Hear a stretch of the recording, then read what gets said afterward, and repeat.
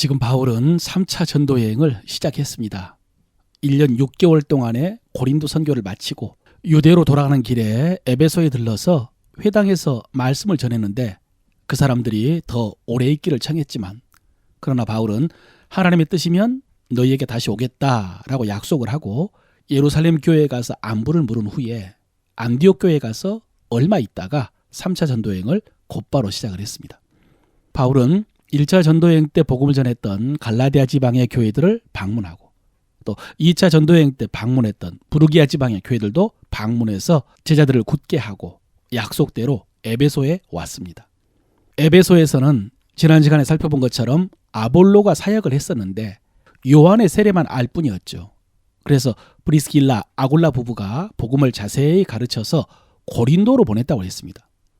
오늘 본문은 바울이 에베소에 왔을 때 있었던 일인데 사실 굉장히 논란이 되는 본문입니다. 전체적인 내용은 바울이 에베소에 와가지고 어떤 제자들을 만나서 너희가 믿을 때 성령을 받았느냐라고 물었더니 우리는 성령이 계심도 알지 못했다라고 하면서 우리는 요한의 세례를 받았다라고 해서 바울이 예수를 전하고 또 예수의 이름으로 세례를 베풀고 안수하자 그들에게 성령이 임하시고 그래서 방언도 하고 예언도 했다라는 그런 내용입니다. 여기서 논쟁이 되는 것은 그동안 대부분의 교단에서는 예수를 믿으면 누구나 다 성령을 받는데 그것이 성령 세례라고 주장을 했습니다. 그래서 믿는 자들은 다 성령 세례를 받았다라고 주장을 했죠. 그런데 오순절 교단을 비롯한 일부 교단에서는 예수를 믿을 때 성령 받는 것은 맞지만 성령 세례는 다시 받아야 된다라고 주장을 했습니다. 오늘 본문이 바로 그 근거라는 것입니다.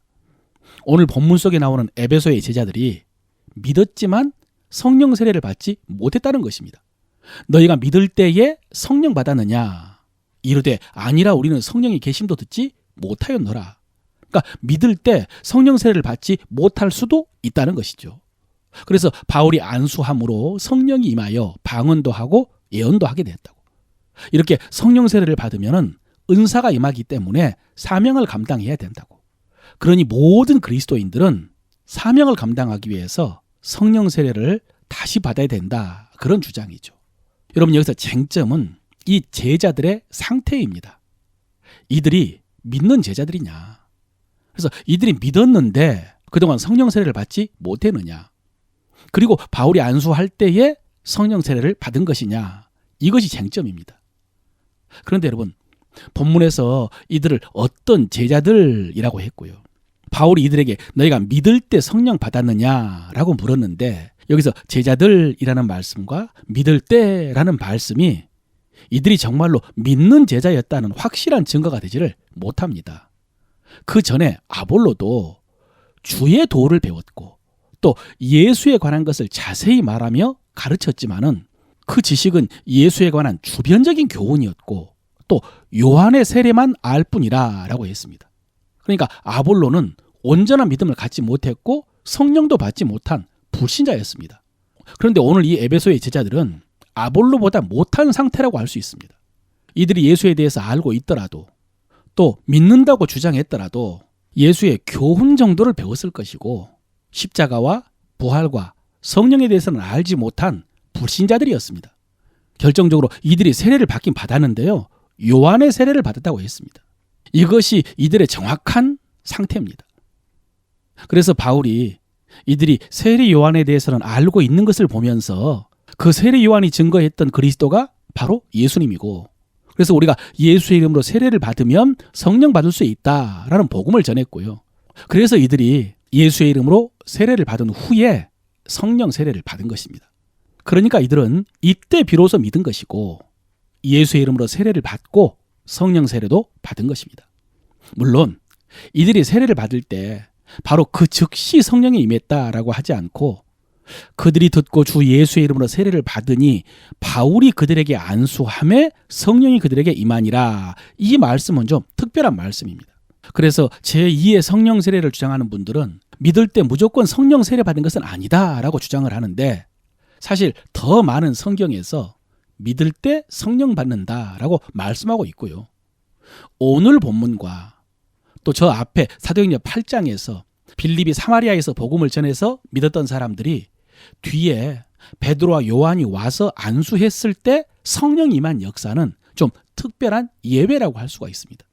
그래서 저는 성경에서 좀 더 보편적인, 우리가 믿을 때 성령 받았고 그것이 주님이 약속하신 성령 세례라고 믿고요. 대신 우리가 받은 성령님은 우리 안에 고이 모시고 있어야 되는 분이 아니고 오히려 우리를 다스리시고 역사하셔서 은사와 능력으로 사명을 감당하게 하시는 분이기 때문에 우리는 성령님에 대해서 깨어 있어야 됩니다. 항상 성령으로 충만해야 됩니다. 성령님과 좀 더 친밀하고 또 순종해야 되고 의지해야 되고 의뢰해야 됩니다. 여기서 가장 적절한 표현이 의뢰하다인 것 같습니다. 의뢰하다, 친밀, 의지, 순종이 다 포함된 의미 같습니다. 의뢰하다라는 것은 히브리어로 다바크라고 해가지고 달라붙다, 밀착, 굳게 결합하다는 뜻입니다. 여러분, 우리는 성령님과 이렇게 밀접해야 됩니다. 좀 더 구체적인 방법은 계속해서 성령님과 말로 대화를 하는 것이겠죠. 이게 밀접이고 친밀이고 의뢰하는 것이겠죠. 그래서 입으로 방언을 말하고요. 또 말씀을 묵상한다, 중얼거림 하면서 성령님과 대화를 할 때 우리가 성령님과 친밀해질 수 있고 또 성령으로 충만할 수 있고 성령의 능력도 활성화될 것입니다. 예수를 믿음으로 성령 받은 성도 여러분, 이렇게 성령님과 밀접하시기를 바랍니다. 다바크, 성령님을 의뢰하며 성령님과 동행하며 성령님의 인도와 역사를 체험하면서 하나님 나라를 세워가는 여러분 되시기를 바랍니다.